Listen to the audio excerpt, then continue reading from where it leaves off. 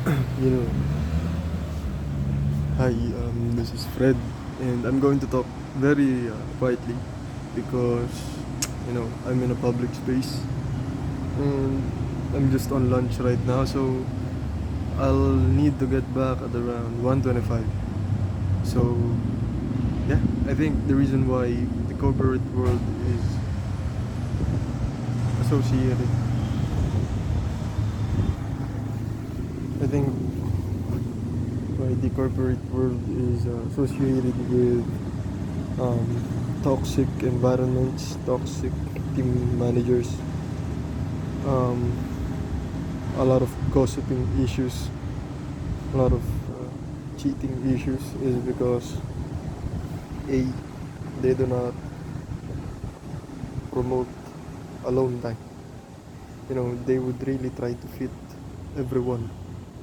They would, force themselves to fit in a group that they really don't like, you know.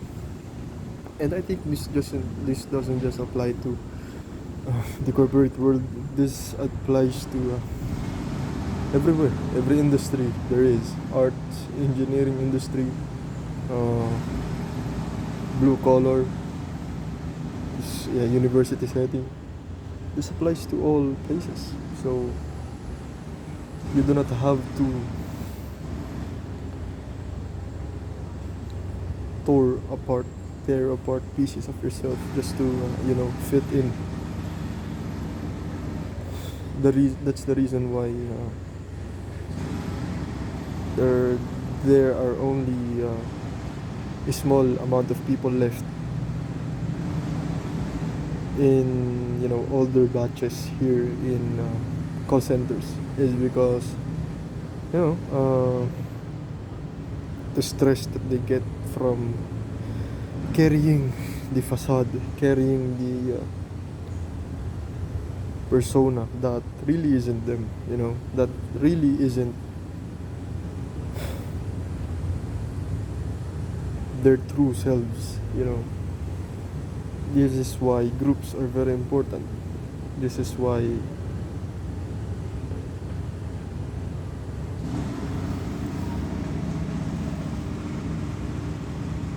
spending time with yourself is very important.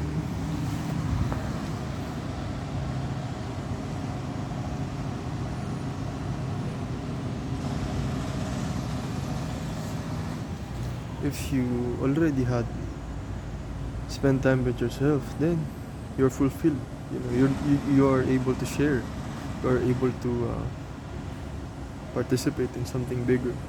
But if your internal world, if your inner world is in shatters, how could you expect give to give back?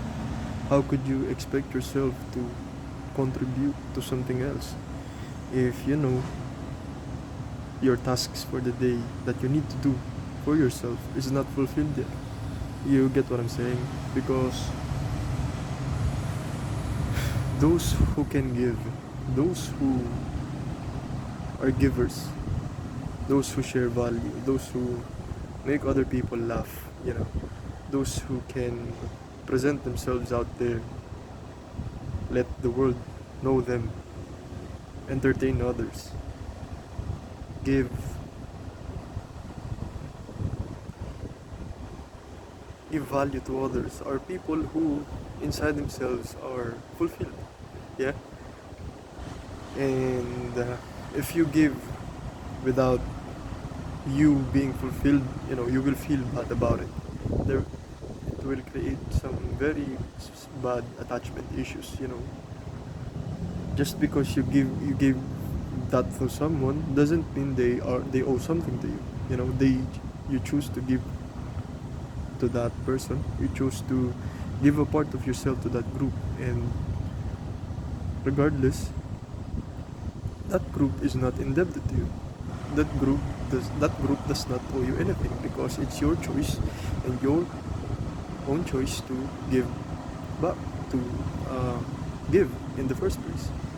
So if someone is making you contribute to something, if someone is taking something from you, make sure to think about the consequences of accepting their demands, of giving a part of yourself, because if you're in chaos inside, what's inside of you will manifest outside of you. And this might be some TikTok words, this might be some esoteric shit, but it is. I've thought about it, I've experienced it, and uh, my progression with that experience, first, I wasn't aware of it.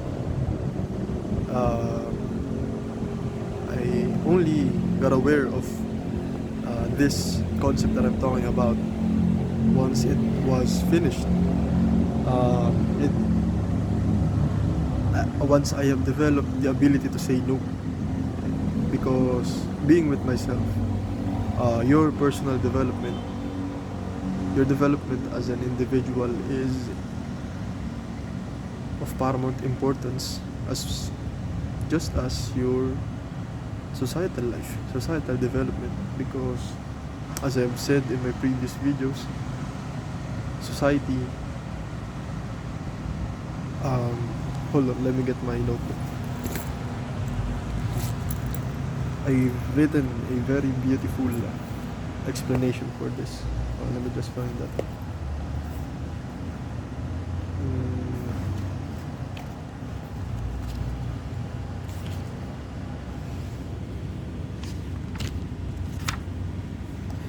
Mankind needs society for order.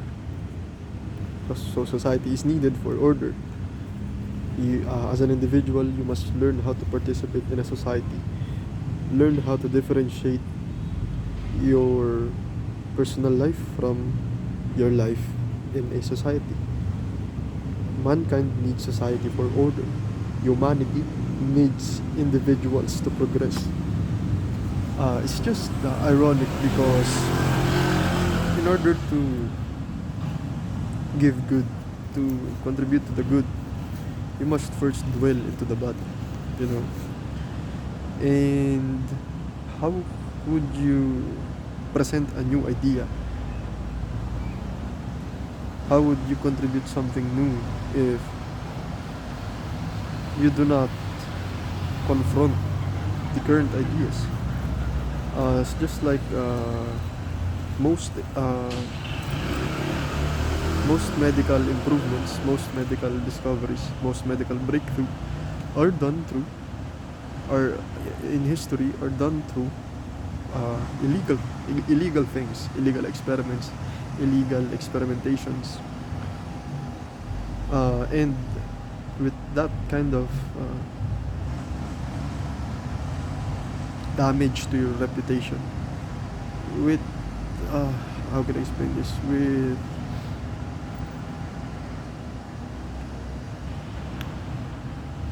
an individual's responsibility, reputation is needed to make a decision like that, because the consequences are very big, very bad for you, very bad for the person that you are doing it with, or the thing that you are experimenting with, but very good for the society. And you have to choose. You must learn how to ignore, no, it's not really ignore, to take consideration the world, and to take consideration your own, because if you know that what you have will make the world a less shittier place, if what you can offer might offend a lot of individuals, might might sacrifice some things, might bump into others, into a minority of individuals, but can offer a lot of good things to the world, but can offer value, and can make the world a less shittier place, well then you have to do it, you know.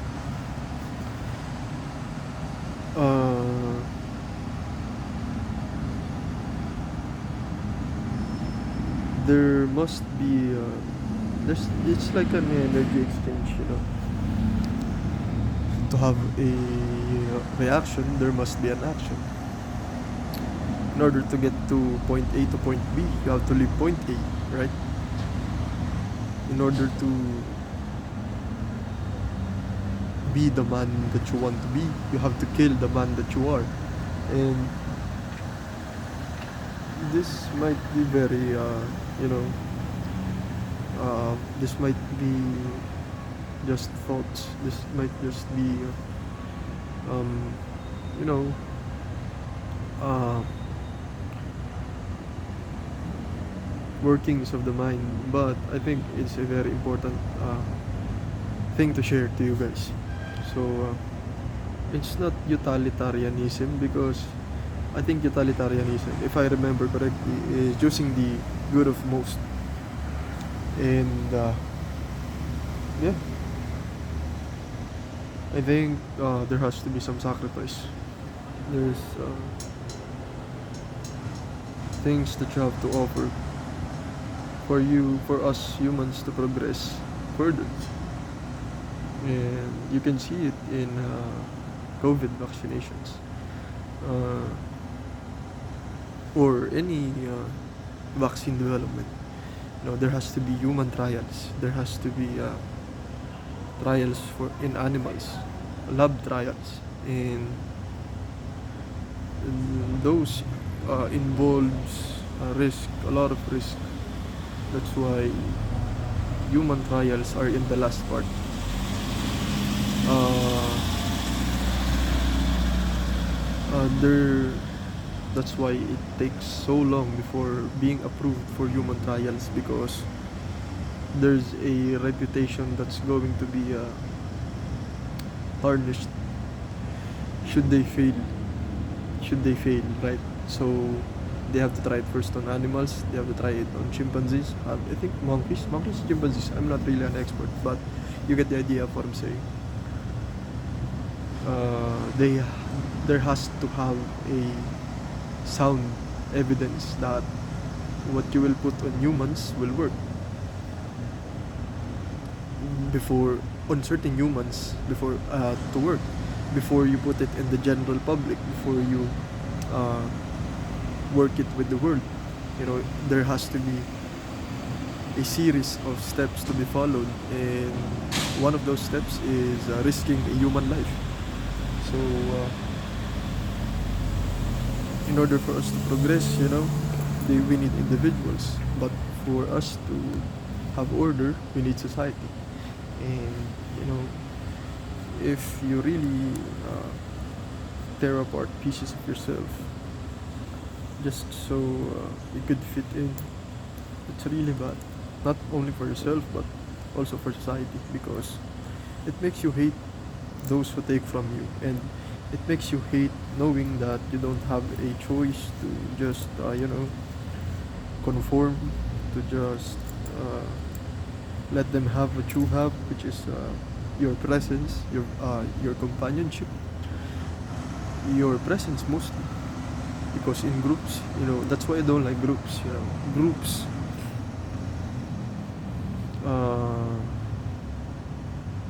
in order for you to be part of that group, you have to sacrifice a part of yourself, which for most people it is very hard to sacrifice parts of themselves. And for me, I want to be genuine, so but I also don't want to hurt their feelings. So I've learned to say no. Yes, I've learned to say no.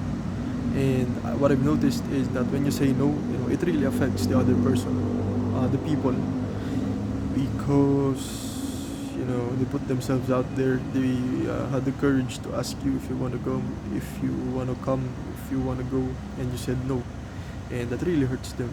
You know, being rejected is hurtful.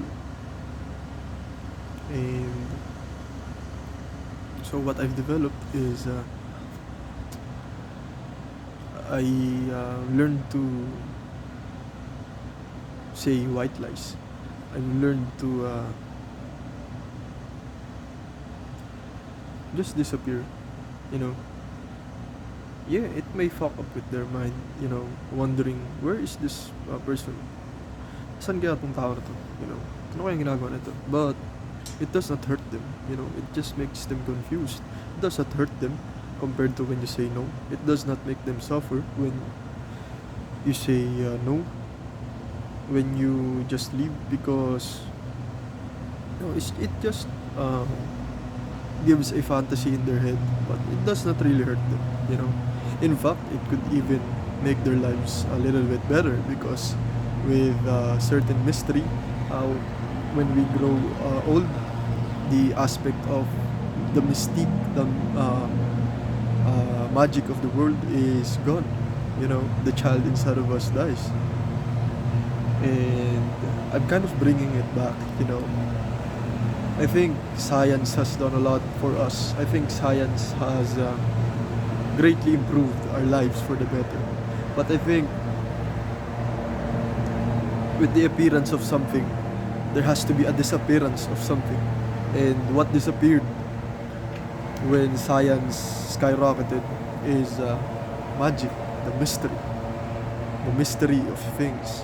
That's what got missing, and I'm trying to find a balance between them. You know, as I got older, you know, I'm still a very curious individual. So in a way, the kid inside me is still very much alive, and I built walls to protect it. I built defenses to protect my child, and I still don't let my guard down. It's up 24/7, 365 days a year. But with it, with my defenses intact, and my curiosity as a weapon, I can roam the world freely. I can, you know, get myself into very new environments and still get the benefit from it. Still be able to participate in it without them fully consuming me. You know, I'm very thankful for my childhood. I'm very thankful for the hand that I've gotten. So, Lord, thank you very much. As you can see, guys, I am fulfilled right now. So what I'm saying is good. You know, what's coming out of my mouth is good things. You know, because what's inside me is what is outside me, as within, so without. Right. So yeah, I'm very happy right now. But I know that happiness is just a feeling, and if I get attached to it, if I based my identity on it, if I use happiness, my current happiness right now, as the driving factor for the decisions that I'm going to make, well, I'm going to suffer. Decisions must be based on logic, and decisions must be based for the greater good, not for the suffering of others. You must always include others in your decision. But the self is more important, because what's inside you is more important, because what's inside you is what will happen outside of you. You know, so keep the peace inside of you. Right. Protect it. This might be some very thick social media thing, but I did not learn it on social media. That's the one thing I promise you. I've learned it through writing in my journal. I've learned it through being aware. And also right now, I think I'm on my 35th day on SR, semen retention. And I think I've gotten in a completely different world right now compared to when I was, you know, indulging with pleasure. Uh, this is very weird, but I think the energy from my semen is being circulated around my body, and it is clearing all diseases, all imbalances, and I think that one is a very important thing. That is why they're really pushing pornography in young men, because they are afraid of the potential each and every one of us has. So yeah, this is a very good video. I suggest you all to watch this, share this with your friends. If you do not want, you know, just keep the key points in a notebook.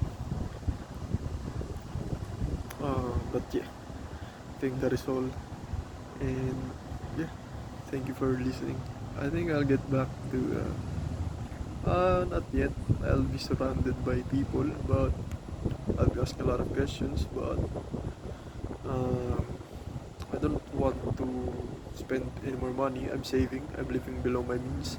I'm only using my money in transportation and school requirements. From time to time, I'll treat myself with food, with pares. I'll treat myself with buying clothes. I'll treat myself with upgrading my wardrobe, my shoes, my pants, jackets, And those acts fulfills me. And when that fulfills me, I can now share that feeling to other people. I can, you know, there's a term, experience transfer. State transfer. I think I encountered that when I read Mode One by Edgar Allan Poe. Mode One.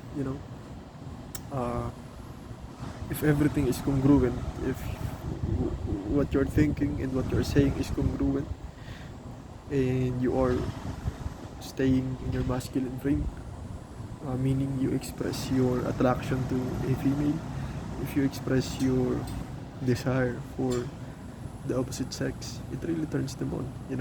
They, if you experience a rise in your hormones, testosterone, which makes us horny, if what you think and what you say is congruent, and you communicate that clearly to the other person, that other person will get turned on too, and the chances of you having a good experience together will increase. And I think honesty is a very good thing, very powerful thing, and we should practice it more often. It's just that there are exceptions. No, sometimes you have to learn to lie to protect yourself, to keep the peace inside you. So yeah, I'll get back, I think, and